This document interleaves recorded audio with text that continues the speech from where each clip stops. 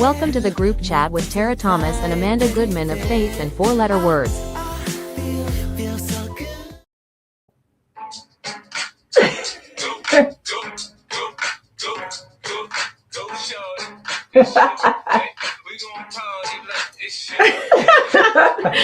Good song. Oh my gosh, what a way to open this Friday, May 1st, our shared birthday. Yes. Happy birthday to us. We are a year older, a year wiser, and a year more tattered and torn down. We are beaten up. We are limping in. It is, and it's May Day. Happy May Day to everybody. You know, I've told this before. When I first moved to Iowa, I'd never heard of May Day.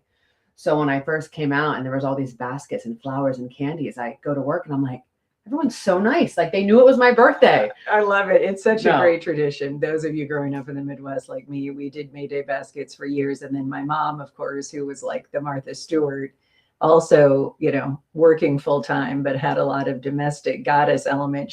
One time we did these baskets, and I remember every kid in the class we made a basket for. Oh, wow. And do you remember the construction paper? Oh, yeah. So they were like construction paper baskets, and then there were cut out butterflies and flowers that we glued onto, and then every kid got a basket. And we miss those days, as many of you can relate, where you wake up and you're so excited because you're like, I get to bring the cupcakes. I get to bring, you know, and nowadays, and I get it, there's challenges, but it's so sad that a lot of these schools have killed the homemade treats because of all the allergies. Because the number one thing, and all of my classmates always waited for my birthday because I would bring in the cupcake cones. So they were cupcakes. Those were the best. My mom would make them cupcakes. I used to love those. The ice cream cone, and so it is divine. We need to bring those back. Oh, bring them back. We still make them. I will go home to my parents' house and my mom's like, what are you thinking for dessert? I'm like, can you make the cupcake cones? That is so cool. They're so good. And that's the one thing is, this is what I miss. And I think that anybody at our age can relate. I just miss that feeling the night before your birthday, the feeling that you have in your stomach, like when you're a kid. Yes. And when you wake up, you're like that Christmas morning tingle. Yeah. Right. Yeah. And you know, and I woke up this morning and I'm like, like what's gonna hurt today? Oh, I know. It's so true. And everyone says that the older you get, like the less excited you tend to be about your birthdays. And so it's fun. My mom and my sister both called me to sing happy birthday. Sarah and they do that every year. I love that. And your sister messaged me and my sister said to tell you happy birthday. Thank you, Sarah. I could hear her. The best part is I could hear Sarah, how excited she was singing to you. And then the way your face lit up. And that's what people don't understand. Like it is.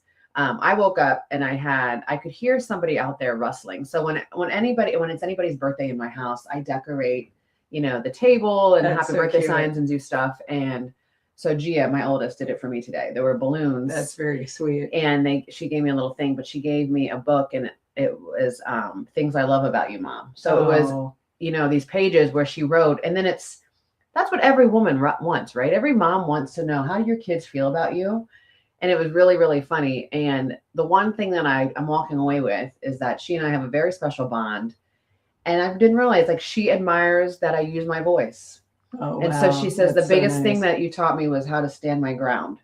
And I was like, so I'm out there crying, and here comes Hector. He's like, why are you crying? Like, are you okay? What happened? I'm like, I'm just a sentimental mush. So yeah. Then there are the sons. And I had to say to my son this morning when I woke him up, is there something you want to say to mommy? That sounds like what I did with Nico. You know, it's just they're a different breed, the sons, and they love us, and they always tell us they love us, and we're very, but the daughters would say it's sad that they think that they're our favorites, and they don't even give us the same level of acknowledgement that the daughters do. Because I went down to thank Gia for that and give her a hug, and then my son was sleeping, and I walked in his room and I'm playing the, you know, Go Shorty, it's your birthday. I'm playing 50 Cent, and I'm like, you want to wake up? What day is it? He's like, Friday. I'm like, yeah. And he was like, oh, happy birthday. Like, just right, happy birthday. But it is. And like, the thing that's funny is, and it's sad in a way, but as we get older, not only do we not get as excited about our birthdays, but you just kind of realize how quickly they come and go. Oh, and yeah. then you're like, I can't believe it's already May. I mean, know. doesn't know. it feel like I know. from January to now that Yes. it's only been like 1 month or Yeah. 2 months? Yeah, it has I don't know gone why. by. It has gone by. In a The ye- blink. the And ye- you knew that was going to happen for you Yeah. because of Gia being there. And yeah. And I think we're all at that point where now we're like, we're ready. We're all ready for like, you know, the next chapter and Good. stuff. But yeah, this has been a really, really fast year.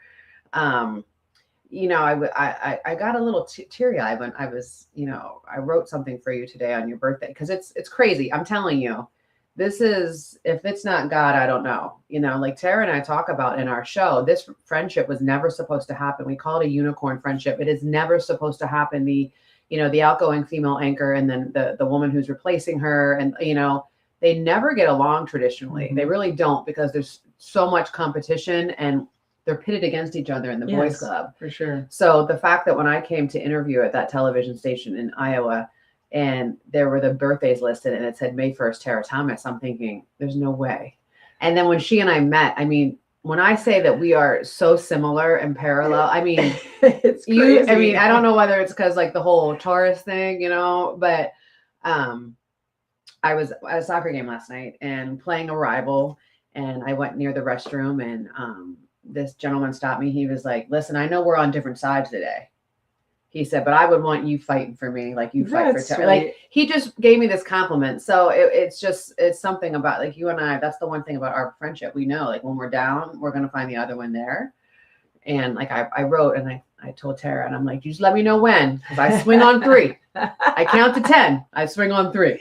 So, and anybody who's gone through those times where you feel that rejection or disrespect and all the things, you are so grateful that you have a Valley friend, as we like to say, because you really want somebody to affirm that it is wrong, right? And I think that so many people, and I get it, especially in professional environments, everything is so sanitized and so PC that when something goes sideways, no one wants to call it out because everyone is so everyone's about self-preservation. oh, for sure. So I'm going to make sure that I'm really good, because then what happened to her or how she's being treated, I'm not going to have that happen to me because I'm so good and I'm doing everything right. And it's like we always say, you could be, you know, a stellar person, a stellar employee.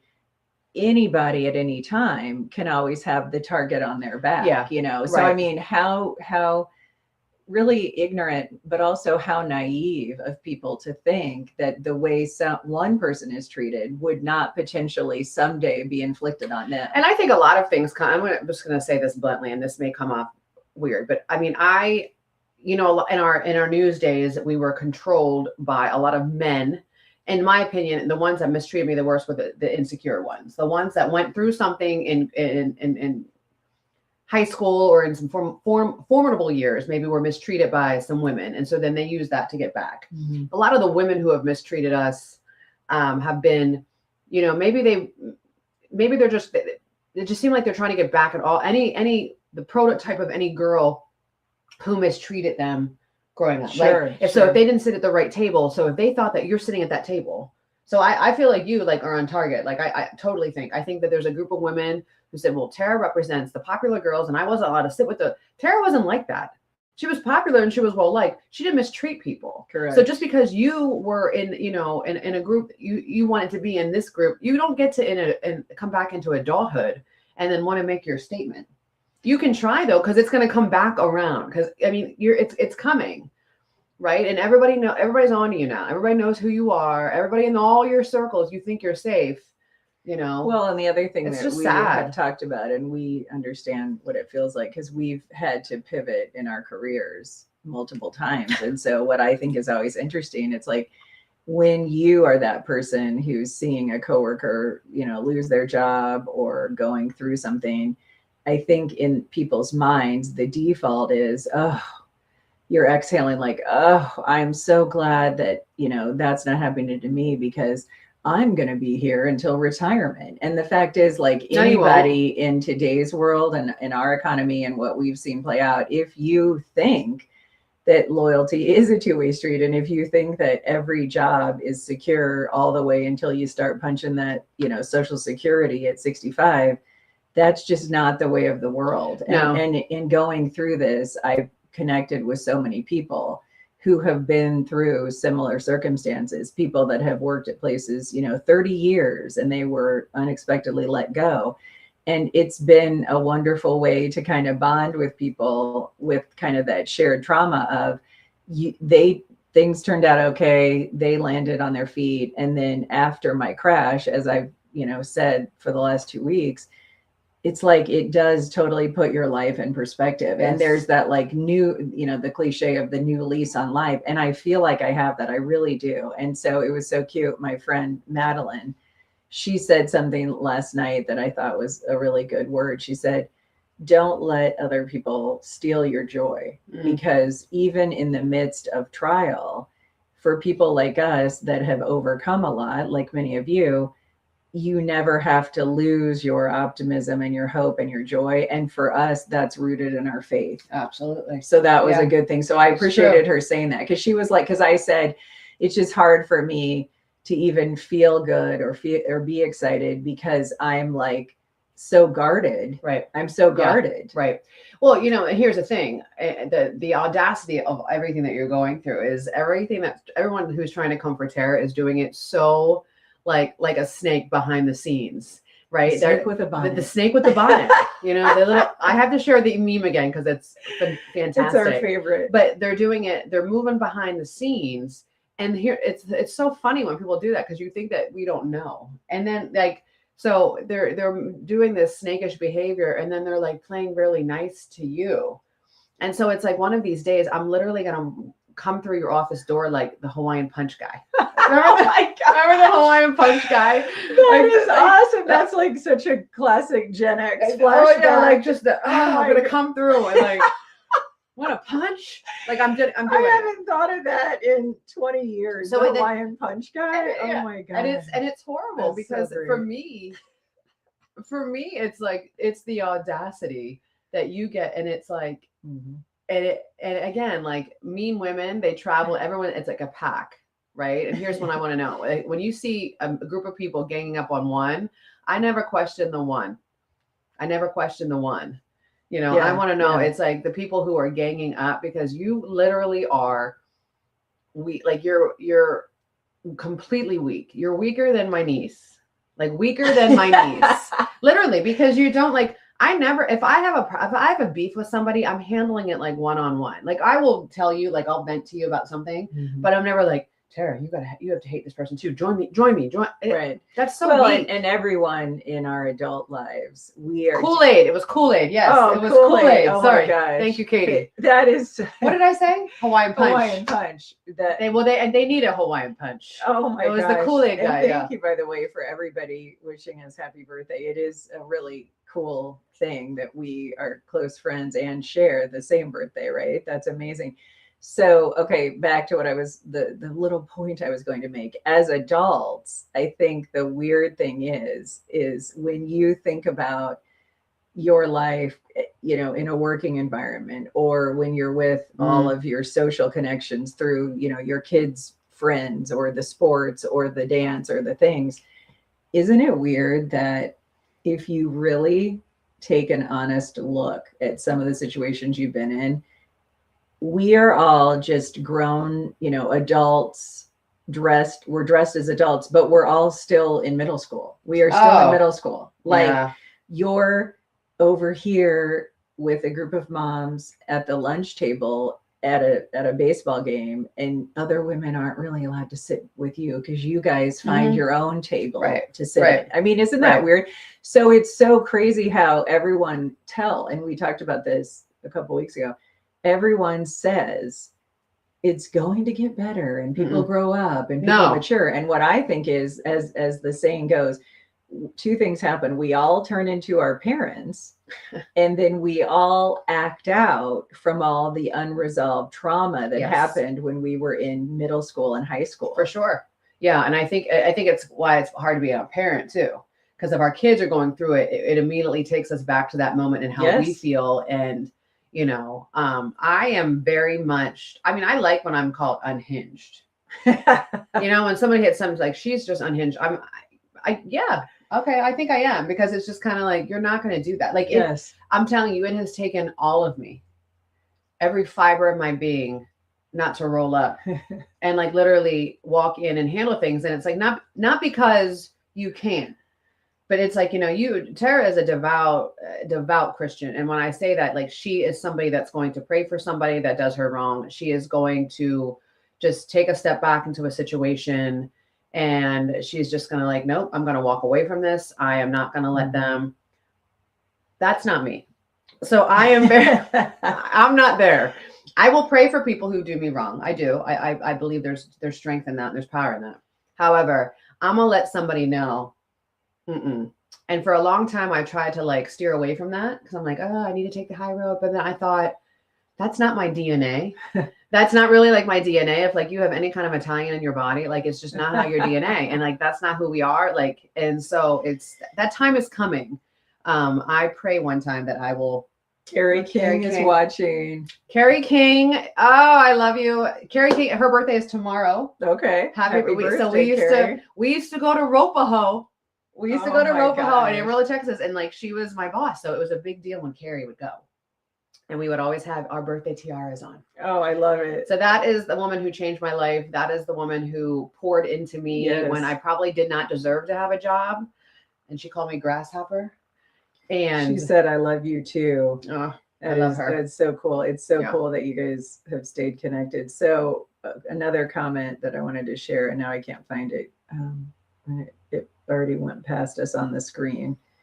I love all these birthday messages. Yeah, thank you, everybody, for the messages. Means. So she still has the tiara. So big weekend. Butter and queso. Sorry, Mary Johnson. That's funny. Hi, Mary. Thanks, M-Dog.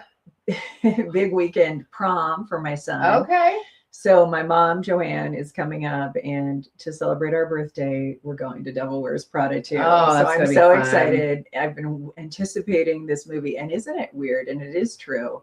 And we've seen a lot of botched plastic surgery in Hollywood, but I will say both Meryl Streep and Anne Hathaway do not look like they have aged nearly as much as how long it's been since the original came out. Anne Hathaway looks exactly the same. It's crazy. I mean, she looks exactly the same, and whatever she's having done, I will have that, because it doesn't look like she's having anything. She looks right. She looks like herself. I guarantee it's Sculptra. I guarantee if you ask her, it's Sculptra, what you said, and that is worked for you. So I need to talk to Liz at Splendoria about doing Sculptra. And will it mess my face up, like bruise my face? No, I'm you may really prone to bruising. You may have a little. I'm not going to say no. You may have a little, but it's with Sculptra. What it is, I'm going to say this in complete layman's terms because I don't know, but I mean, it is the fountain of youth. And she puts needles in your face, and it stimulates your own collagen. Okay. So it brings collagen back to life. So you literally, and then it takes time to settle in. So you see the best results in a couple of months, and then it lasts for like 2 years. But it's you, because I never want, like, I'm not going to lie. I've gone to places before years ago where it was so much Botox or something, and I started getting like pancake face, like moon face. But isn't it crazy how we see people with that? Like the Joker smile? Yes. And but I'm not, but you know what I'm saying? Like, well, what I've noticed, and some of you have probably seen this, there will be people that you don't know well, but you just know them. You've seen them around, or you've seen them on Facebook. And there's this one lady that comes to mind. And it's like, if they have a lot of work done, you think to yourself, they look good for 55. Right. You know, I say in my head, like, well, they've had a lot of stuff done, so they're probably my age. They're like in early 50s, or they're like late 50s. And one person I found out, she's like in her 30s. Yes, and she's had so much. You know what I mean? Yeah. So my thing is, if you're getting all this work done in Botox and all the things in your 30s, what are you going to do when you're my age, in your 50s? You're going to have to roll it up. You're going to have to roll your face up. And I understand, like, it's not, like my kids the other day, like I'm 49 today, and I am very proud to say that I'm 49. And so the other day someone's like, I can't believe you don't look 49. And I'm like, thank you. But like, stop saying, like, let's stop telling people you look good for 49 or well, 53. but they mean it as a No, they do mean it as a 'cause compliment. You do not look that old. No, we don't look. We don't like, and you do not look like you're in your 50s. I was talking thank to my you. sister because my sister is 5 years older than me. So my sister's going to be 54. And she's like, it is very hard because it is. It's one, you can't explain it. Like, I don't feel that. Like, I still feel like, you know, in my 20s. And that's what the blessing is. Like, I thank God every day. Thank you for another day. Thank you for letting me age. This is a blessing. Now, last week after the car crash, when I couldn't walk straight, I felt like I was 85. Well, so this week it does feel good to be back in the 50s. Yeah, I'm back. You're back. Well, you did pummel horse over your Oh middle, my your middle. gosh. Yeah, I still can't believe that I did that. So I love here's it. the thing that's so crazy too about aging. When you I just saw a TikTok about this that was hilarious. When you get to be our age, and thanks to social media, you regularly see your classmates and your colleagues and people from your past that you know are your same age.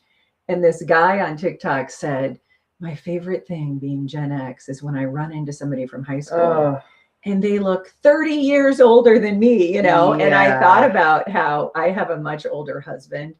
And the most hilarious thing that I will say has happened more than once is I have been with him at high school, and he is in this cool situation where he was from a town in Washington State where they just have some really good, like, long-term friendships. And it's so cool that he wants to go to his reunions. And I've gone to like 3 of his reunions with him. It's been very fun. And his classmates are so nice to me.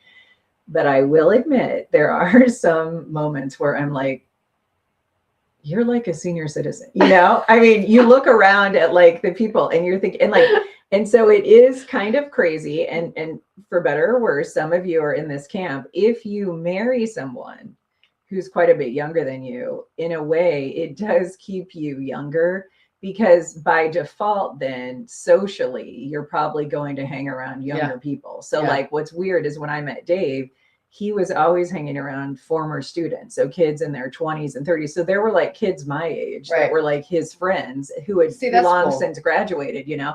But then they'd be like calling him Mr. Gutman, and I'm like, Mr. Gutman, like, we're the same age, and you're calling him Mr. Gutman. So what's weird is also, I had never really thought of this until I saw this with my husband. He was a high school teacher for 39 years, and not always, but in a lot of cases, if you have a job where you always work around young people, you somehow are always then up on the latest cultural trends and the fashions, and it keeps you young, which is kind of a cool thing. Whereas us, we didn't work around people that really energized us, you know.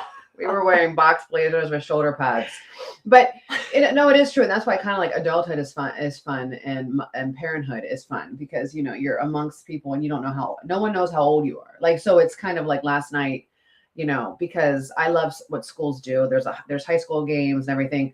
Let's throw a spring concert in the mix, like, which is great. I support the arts. It's lovely.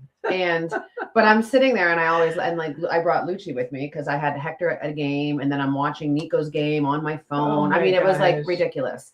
And Lucci had all those kids. I have all those. I have 17. I have Partridge Family. Lucci leans into me and she's like, besides the grandparents, you're the oldest one here. No way. Yeah. And I'm looking at her. I'm like, listen. Yeah. Besides the grandparents. And I'm like, I go, yeah. And I'm so like chill. Like, and here's the thing. Oh, you mean at the concert? At the concert. Oh, absolutely. Because you had Aria when you were 40. 40. I found out I was pregnant with her at 39, had her when I was 40.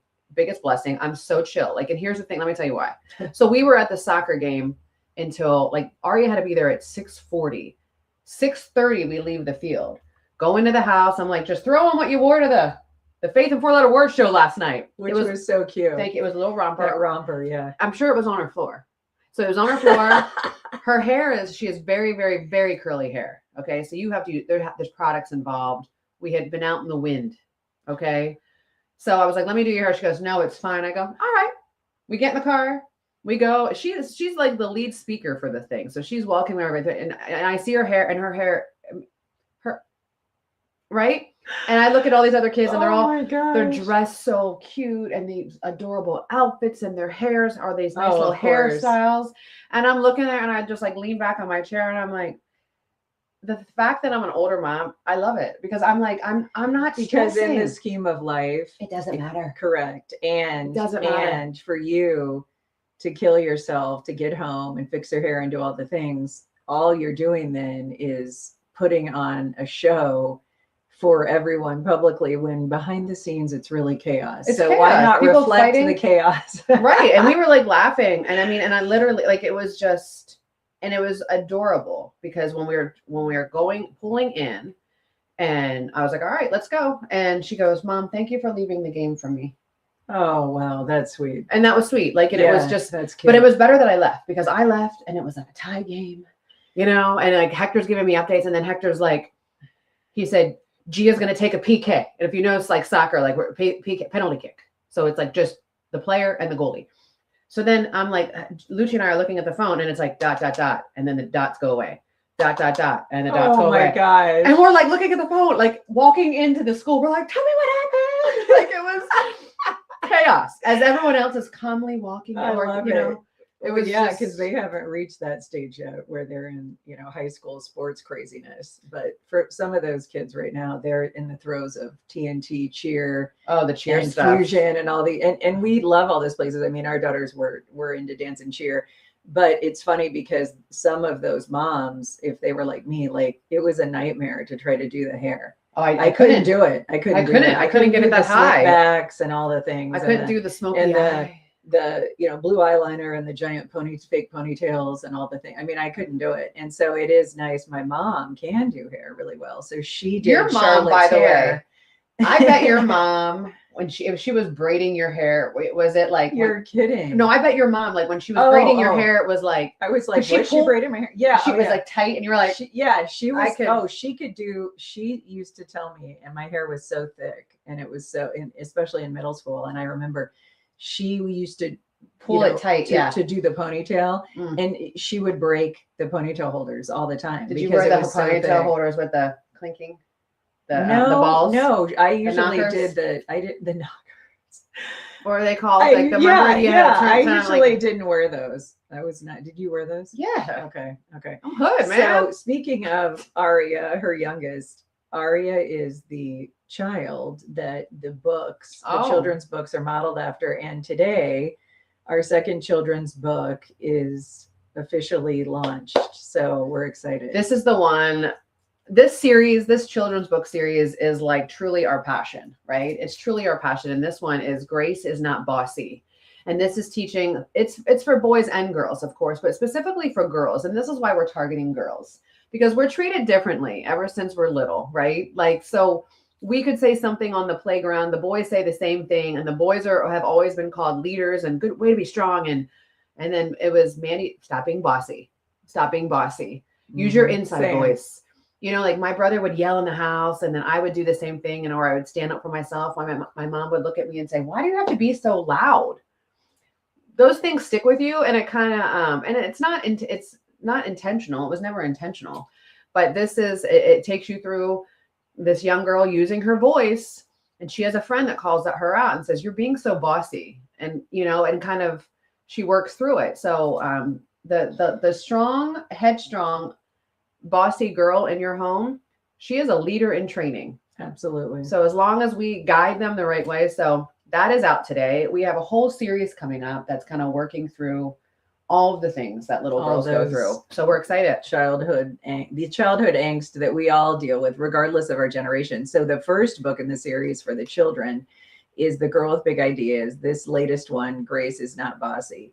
And it is out on Amazon. So you can Google Faith in 4-letter words and see all the books. But Grace is Not Bossy has on the cover the picture of the girl who's modeled after Amanda's youngest daughter, and her grandmother, your grandmother's name was Grace. And so it's really neat that you've honored her in this way. So those two books being out now, plus the original two books, I mean, even a year ago, if you had told us, oh, you will be authors of 4 books and, one of which is a bestseller, I would have said, you're kidding. It's surreal. And here's the thing, anyone watching, you can do it too, because in this world of all of the digital platforms, Amazon really does give you the ability to quite easily self-publish. And so it is exciting to be among all the authors and to think that Jeff Bezos started that company out, now this is small world, out of a garage that is across the street from my sister-in-law's house in Bellevue, Washington. That's crazy. The garage and the house have been remodeled, but they are still standing. And when I was just out there for Easter, I said, now remind me again, where's Bezos's garage? And she pointed across the street. And I thought, now how crazy is it that she was there at the time living in Bellevue, and Washington? You never knew what was happening. And here was Jeff Bezos, kind of, stereotypically nerdy, kind of. And who knew that all these decades later, he'd be like one of the wealthiest people in the world, and he would be working out at the gym every day, according to a New York Times piece I read. And Lauren, his wife, she has a mug that says "Woke up sexy AF." Okay, I love the confidence. Or as H. I love his ex-wife, who does a lot and who helped start the business. I love her look, her effortless. What is her name? What is her name? Thinking, or you're not thinking of Bill Gates' ex? Mackenzie. I am. Mackenzie's the Bezos. Yeah. Oh, it is. It's Okay. Mackenzie. Okay. Who's Bill's ex? I need to look that up. Melinda. Thank you. Melinda. No, just two women who helped build it, and then having all that money and still being philanthropic. I really admire that. And then two women who just continue to embrace, just said, I'm going to embrace aging the way I want to embrace aging. And not be, all of the things. So I was going to say something else. I'm not, but wait, did you hear that allegedly, again, you take things with a grain of salt on social media, allegedly when Bill Gates married, is it Melinda? Yes. Okay. He was already wealthy when they dated, and supposedly there was this innocent take of she was another employee and they just struck up a relationship.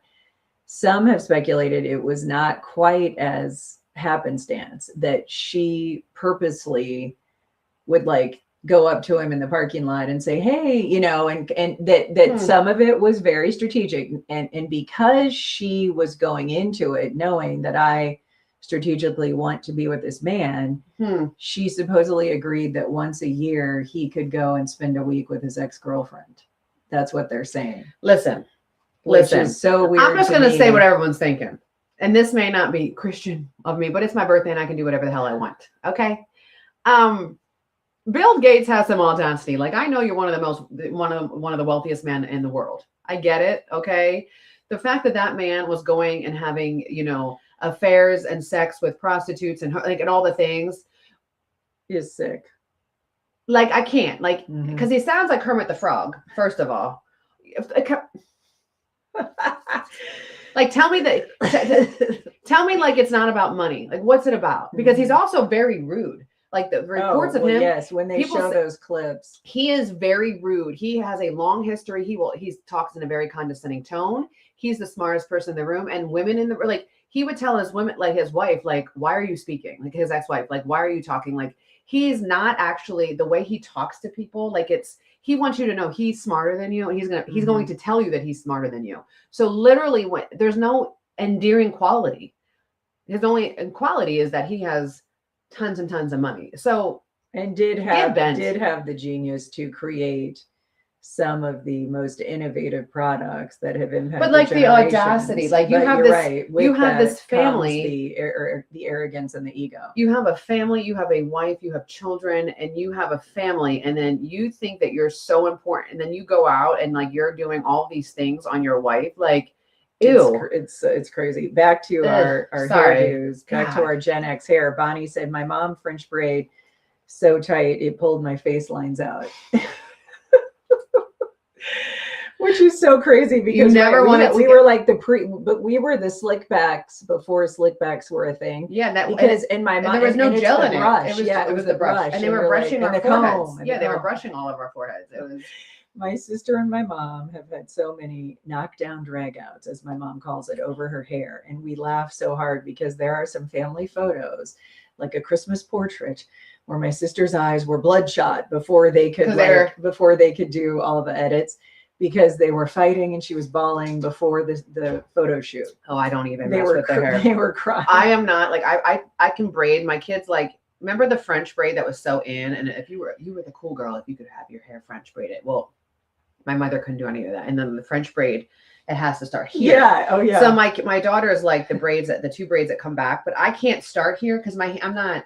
But I can start here. It looks pretty good. Like, I'm pretty proud of myself. I can't braid my hair now because you would see my weave. Friend Carrie Meyer on the volleyball team. She would French braid my hair before the volleyball games, and she was like the factory French braider. Like, she could just assembly line down the road. Yeah. And it was so tight. I mean, I just remember being like, and it was good though. It was good. Let me tell you, if your hair back in the 80s, 90s, late 80s, early 90s, when your hair was French braided, like I got my hair French braided for a school dance. And I had on a Forenza shirt. So the Forenza shirt. And then I had the Express jeans. Do you remember the jeans that came up and then they came down with the flap? Yes. Are you kidding me? The Stonewash. Those were amazing. Stonewash, right? Yes. And the Forenza shirt, I will never forget it. So funny. It was like a lilac. It was like a lilac mock neck, because mock necks were very big. And then it had buttons down the back. It was sick. And no one could tell you anything. No one could tell me anything. And then they had these footless tights were in, okay? Footless, and they were lace. So the thing was, you wore them under your jeans, and then you would tight cuff, peg your jeans. Yes. So then a little bit of the leg. You couldn't tell me a thing. Like, I walked in that gym with my hair French braid. I was like, okay, I had the biker shorts with the mini ruffled skirt over it. Remember that trend? Oh yeah. And my mom was not happy because I tried to wear just the biker shirts with a crop top with shoulder pads to the under 21 dance club, and she said, "Where do you think you're going? You're not wearing those. That's where she's You're not wearing just the biker shorts." And I had, the white stripe on the sides. Oh. So I said, fine. And so I put my ruffled skirt over the biker shorts. And then, of course, I got in the car and I took the ruffled skirt off and I wore the biker shorts to the under 21 dance club. And they were playing Tone Loc. And it was like funky Colt Medina. Oh, I had on my biker shorts. There was a time to be left. I remember, I have always been a girl's girl.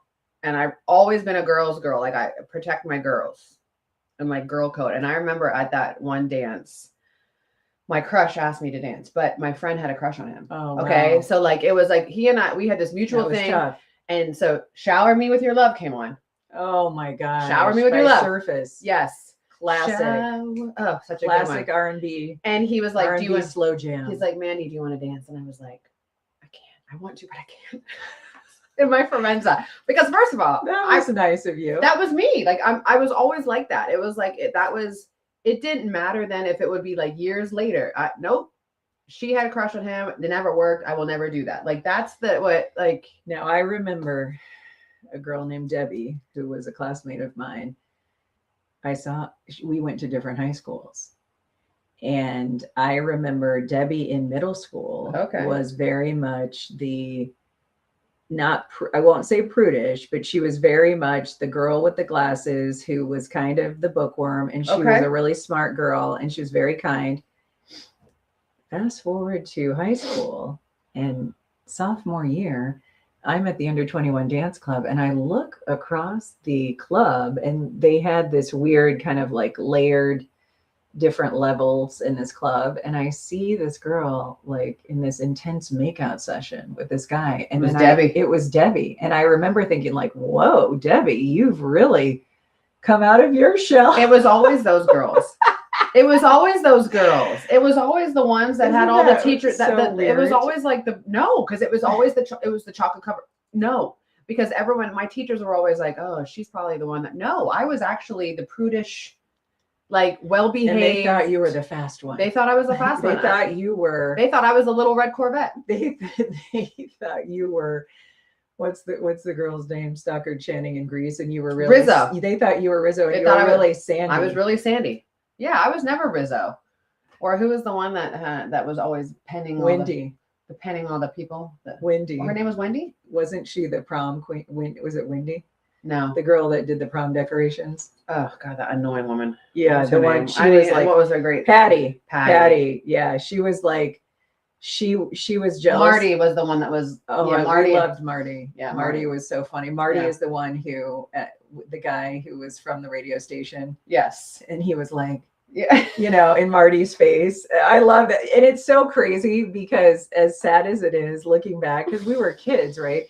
That was like pedophilia personified, because that was that older radio host and he was hitting on the high school girl Marty, and it just seemed so normal. And that's normal. where we are conditioned to think that like older men hitting on young girls is like okay, and it's not. It's weird. Well, not yeah. It's creepy behavior. I will. So obviously we've discussed it many times, and I won't get into it anymore about Grease too. But the other day I was dying because, and I think anybody who loves Grease 2 will appreciate this. Like, we were cleaning out the garage, and like the ladder was there, and I walked by it, and I was like, and I thought about it. Thought about doing the Cool Rider. And I'm gonna put a video together because I know that there's women out there. If you see a ladder, the first thing you think of is Michelle Pfeiffer. Grease 2 just went in and out of my head. Okay. I'm so loyal to the original. You need to rewatch it though, Okay. from a different lens. Just say like, I'm gonna watch this like I'm Amanda. Okay. And then just be like, because again, but the music in it is, and it's so funny because everyone in Grease 2 loved Michael. Like, nice Michael. But I was like, give me Johnny. Like, the dark hair guy. The rebel. And like I was always like I was the Johnny. And that's why, like, look at Hector, like the dark hair. Yeah. Like the guy who isn't going to be always the one who's like the what's the word? Like the cheesy.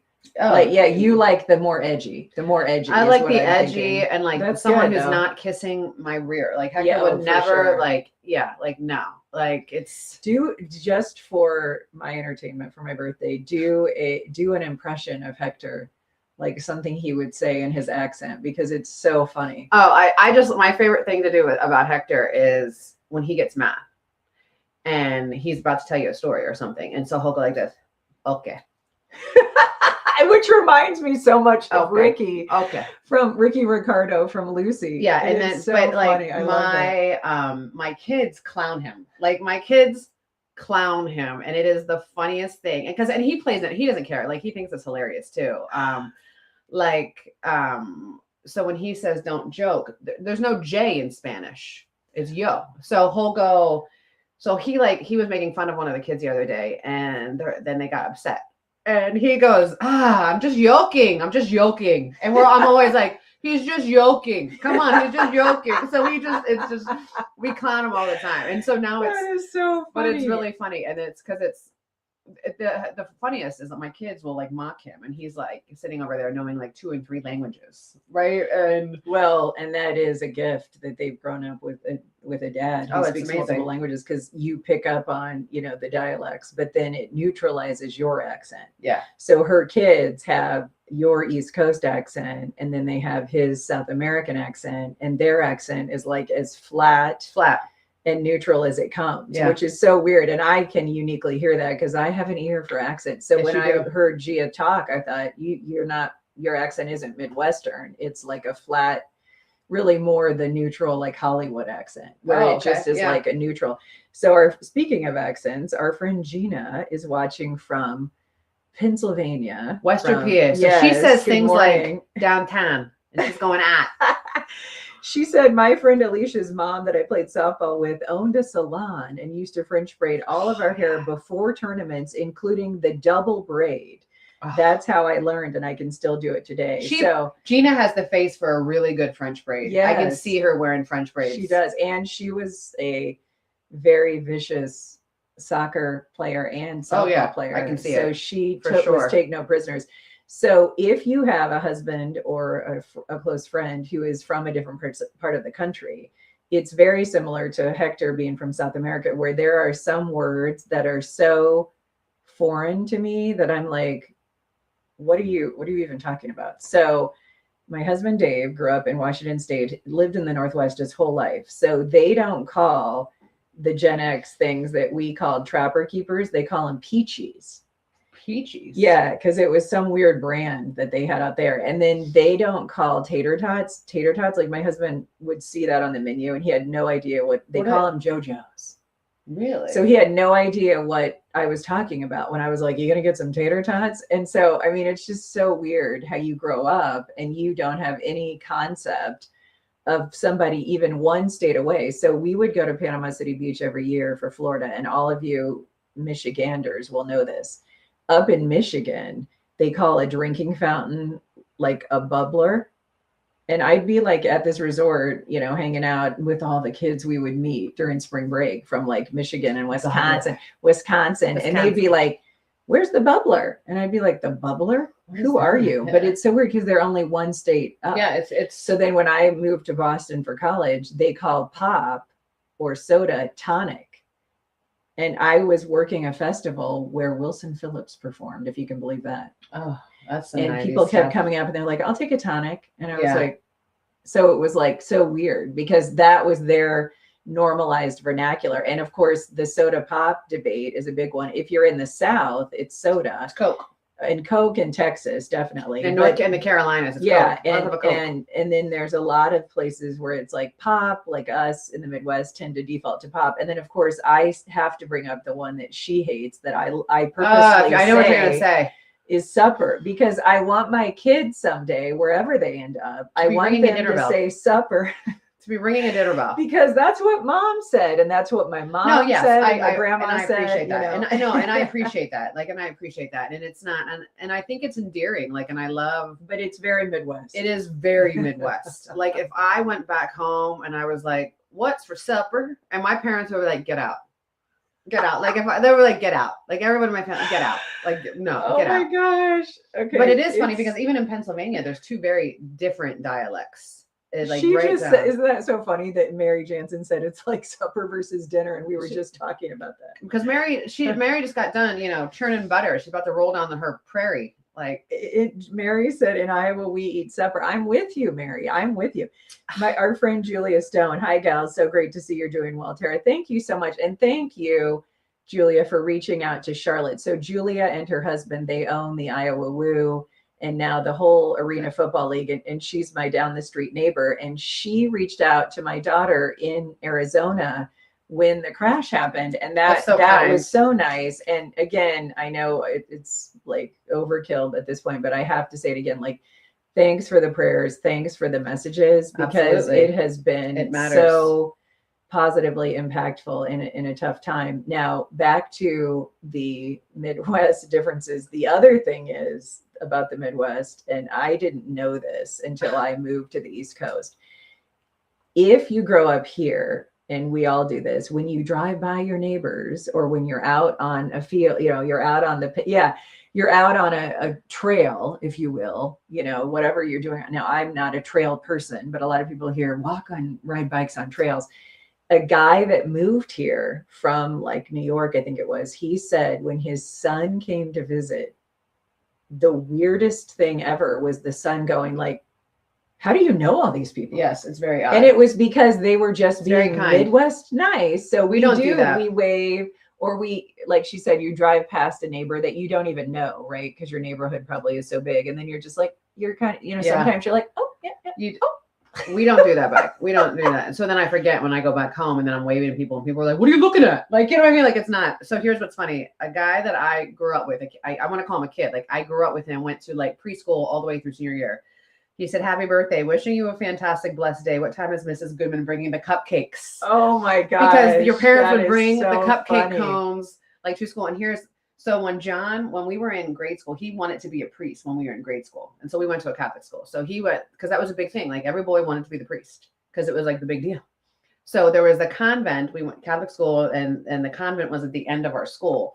And so when I was in 4th grade, John, you did the ceremony, and I got married to my boyfriend Jason in 4th grade. Yeah. So John uniquely understood in 4th grade, if he's going to be a priest, he's not going to get to marry you. He didn't marry me. he performed the ceremony. ceremony. And then, you know, we got in big trouble over that. We got big trouble over that. Well, of course. But I thought it was funny Oh that my everybody will gosh, remember. that is so funny. Everybody remembers the cupcake cones. Like, that's what I'm saying. Like, Oh, I can picture it like it was yesterday. And your favorite part was after you get down, you know, the frosting was incredible, but then you get down and then you're like, the cone part. yes. Yeah. There was something so good about that cake baked in the cone. Yeah. Oh, it's the best part of a cone. It's the best part of a cone. Like, even when you get like soft serve, if you get soft serve ice cream, like, and you get it, now the cone. Speaking of ice cream, I have to say this throwback for those of you Gen Xers who can relate. Back in the days when we could eat anything and never gain a pound because we rode our bikes everywhere. Yeah. Every day in the summer of 7th grade, Susanna Bowles and I would, my dad had a drawer in his bedside table. There was a drawer that you pull out, and he always had, obviously you had change and little like bills. He always put all his loose change and all of his money in there. Oh, every day I would go to his drawer and I would get out. It was like, I think it was $1.84 with tax. And I knew the exact amount. And Susanna Bowles and I would ride our bikes either to 7-Eleven first to get a Slurpee or to Baskin Robbins. And I would get a giant scoop of world-class chocolate and gold medal ribbon covered in marshmallow cream with extra cherries. And I would eat that every day of 7th grade. Every day in the summer of 7th grade, I ate that. What a time we had. And I think about that now, and I'm like, can you imagine if you wake up and your whole day is like, you know what? Listen, I'm just going to hang out with my friends. We're going to ride the streets. We're going to hit a 7-Eleven. And for lunch, I'm going to have a giant double scoop at Baskin Robbins. Listen, did I tell you the breaking news? I mean, I think that we should do that. I think we should go find a Baskin Robbins somewhere. But what's weird is some people called it, did you call it 31 flavors? No, that was when we called it Baskin Robbins. We call it Baskin Robbins. Okay. No.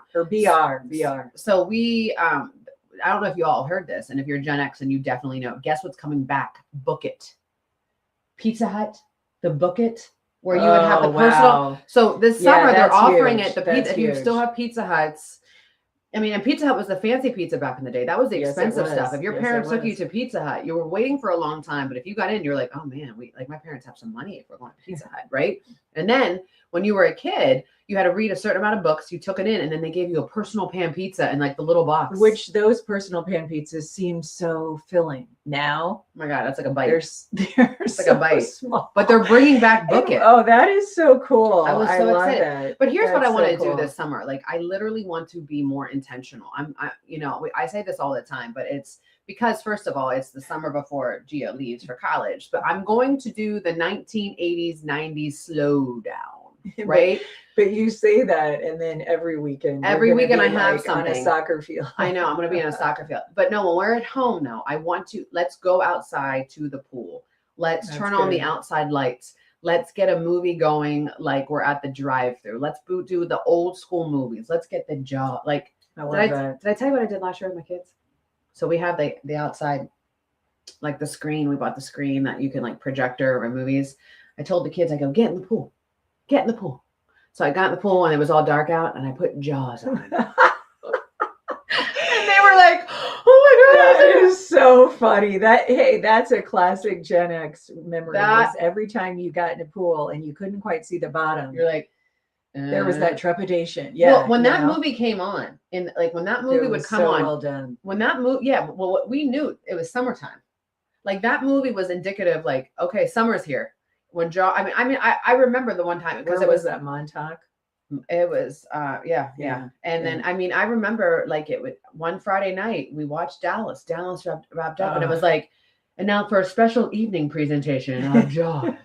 And I was petrified of that movie. Like, oh my gosh, that was the best ride. And it's been years that we went on, my parents and I and my sister, at Universal Studios Hollywood. They have that Jaws ride where Jaws like jumps out at you. It is awesome. Bro. It's awesome. You got to go to that. Like, I think they still have that. I'm assuming. So my brother and I, we quote all the movies. Like we quote every movie. And so he will do the voice of the one guy because he calls Lucci Shark Eyes. Because when Lucci was born, Lucci had these dark, dark. Beautiful eyes. They were beautiful, Yeah, but they were when she very was a dark. So baby. my brother called her shark eyes, and so my brother does the impersonation of the guy in the movie. Remember the rough and tumble guy that was on the boat with them? He was like, yeah. they're lifeless eyes. Like he does it.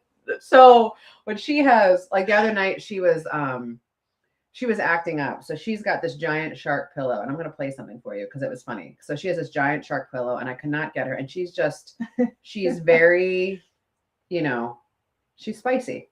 So I come into the room and I'm playing this. I don't know if it's, of course, you can't hear it now. Is it playing? I don't know. Where's the volume? Yeah. There we go. Oh, here. Yeah. It's not playing. Turn it up. Is your volume? It's up all the way. Okay. Anyway, it's the theme song to Jaws. I guess it's on. I'm sorry. I'm so sorry. It is queued up to my daughter's car. Oh my god. She's on my Spotify playlist. Oh my gosh. You have to get her her own Spotify account because you can get it for free, the Duo. Oh.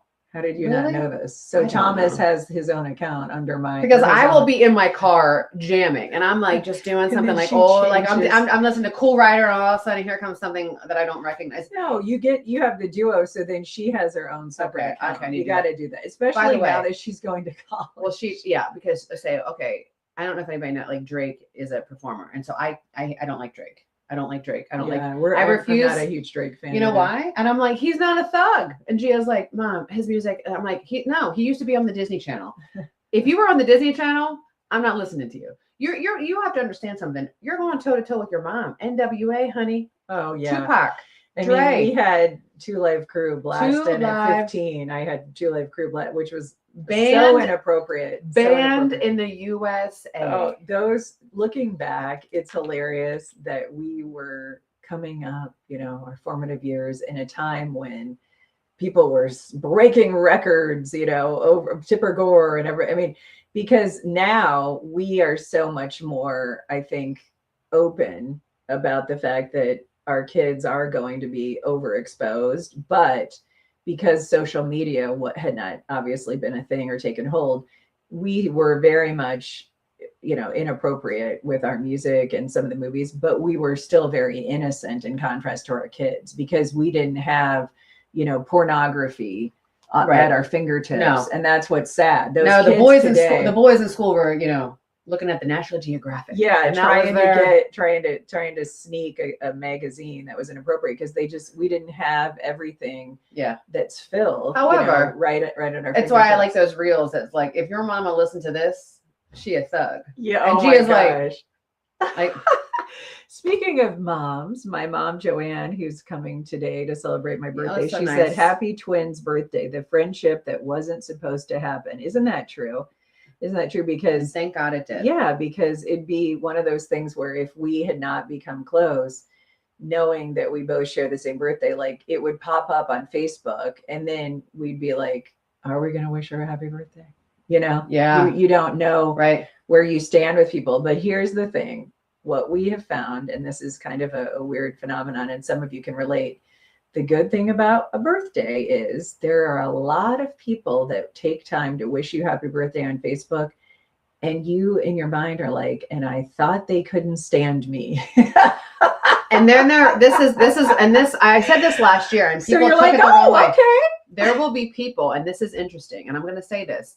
There will be people who will private message me, and then they will wish me a happy birthday because they can't post publicly now because of conversation. And it's not people who text you. But I had a friend, I think it was Gina, say that means more. No.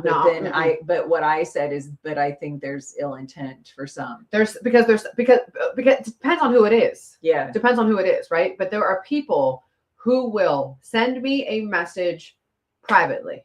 And when I say a message, I'm talking about, it's just like, hey, happy birthday. It's nothing like, it's no book. It's nothing, no like inspiring thing. Like, I love you. You're like my friend. It's happy birthday. And it's because they have said, and that's okay. Because if they were to comment on something that was public facing, like happy birthday, Amanda, there's a sea of people that were like, you hate Amanda. You don't like her. You talk about her all the time. Listen, you said she's a bee. Yeah. You think that she's trying to ruin towns. Guess what? I am. And I am a bee. And I Mr. am all Telemundo, bring me my Mr. Telemundo, bring me my torch and my pitchfork. And I am not yoking. Poor Hector. He is like, think of this poor guy growing up in Argentina, born in Bolivia, and some way, somehow, he makes his way to Hudson, Iowa, where he does become mayor. Yeah. But he's married to the most sarcastic, snarky, awful wife and children making fun of. Yeah. So it's hilarious. Now that we say it is a Lifetime movie script waiting to happen. It is completely, but here's the thing. My husband, he walks into the bathroom this morning when I'm getting ready to come to do the show, and he gives me a big hug. And my husband is very affectionate. That's his love language. Of course, that's not mine. But he gives me this big hug, and he's just holding me, and he's saying in my ear, he goes, I thank God every day for you. Oh, it was very sweet. I love that. And I was like, very sweet. Yeah, he's that guy. So he's and then he went right back to bed. And then you were like, get off me. Please, I gotta get ready. I gotta hear. Christy said, we just had this lunch supper discussion, and yes, you must wave at everyone or you are rude. And that is the thing that I will end with before you give us your 4-letter word of the day. When my daughter moved to Arizona, she said it blew her mind. She's so used to saying, excuse me, and opening doors. And much like the East Coast, there were a lot of people that were like taken aback, because in that part of the country too, they're not Midwest nice like we are. And so if your child has the blessing of growing up a Midwesterner, he or she, wherever they go, wherever the world takes them, they will be more than likely the mannerable, respectful, very kind people when it comes to their interactions with strangers. And that's a blessing. So I'm happy that, for us, we have Midwesterners. I love that. Well, I don't know what happened to Lucci then. Because Lucci's and your daughter. So Lucci goes like this the other day. I have to tell you this before we end with it. Going a little long today since it's her birthday and we can. So Lucci she thought she was like, I was born in Iowa, and because Lucci's favorite thing in the world is ranch dressing. Well, and I'm like, you're an Iowa girl. You're an Iowa girl, but that girl, you can tell that girl is raised by a Latino and a Sicilian from the East Coast, because she is something. But ask her screensaver on her phone. They're pickles and ranch. Oh my gosh. Homegirl loves pickles. So funny. And she loves some ranch. That is a Midwest girl. I could see her ordering some fried pickles with a side of ranch. She doesn't let me tell you what she does. So we went to Roadhouse for Chia's birthday, someone's birthday, Nico's birthday. And we got fried pickles. She peels off the fried thing and dips. Yeah. Like, I'm like, okay, sis, all right. The healthy choice. I am going to say today, I want the 4-letter word to be cake. And it sounds silly. And it means more than just food, right? Just go celebrate yourself today. Like, go celebrate something big that you did, something small that you did. Or if you know what, today you're just getting out of bed, go celebrate that. Go celebrate it. Don't wait for a special occasion. Go have the cake. Go have the Baskin Robbins ice cream. Oh my gosh. And they still have those 2 OG flavors, gold medal ribbon and world class chocolate, if you can believe that. The verse of the day, and I always say this, it is one of not necessarily one of my favorites, but it is one of the most impactful in my memory when I think about verses that have impacted my life. And it comes out of the book of Matthew, and it's chapter 5, verse 14. You are the light of the world. A town built on a hill cannot be hidden. And I always have fond memories of years ago when I was a TV news anchor. I had a friend who went on to become a White House correspondent. She's done very well at CNN. And I was upset or doing something, and I said something, and she just looked at me and she said, Tara, she's like, you'll never be able to hide your light under a bush because it's too powerful. Jeez. And that meant so much to me. And I feel the same about all of us that choose to embrace our faith and call ourselves Christians. We are a town built on a hill. that cannot be hidden. And there is a level of, prominence and protection that we're afforded. And let's use that for good. Let's use it for good. And I also want to say this. As you're like doing a post on social media. Well, I had to say, thank Gia for something. I just want to say this. I'm really, really ticked off that people thought that they could mishandle you. That's right. That's nice. And you may mishandle someone in your life that and you do that because they're kind. You know that they may not fire back at you. They know, that they're going to pray for you. You know that they're a devout Christian. But behind every woman like this is a woman like this who's unhinged. One can hope. And a little thuggish. So I just hope that you have the day you deserve. And we appreciate all the birthday wishes. We are excited to be celebrating our joint day. And bonus this year, it fell on a Friday. That's always nice. So have a great weekend. Prom picks to come on Monday. I've got my post-prom committee Belle Biv DeVoe inspired t-shirt that all the moms are wearing tomorrow night at the post-prom. We'll see you. Thank you for watching the group chat. The show is brought to you by the empowering staff at Urology Center of Iowa, Kenoyer Gardens, Azalea Lane Boutique, and Splendor the Medical Spa.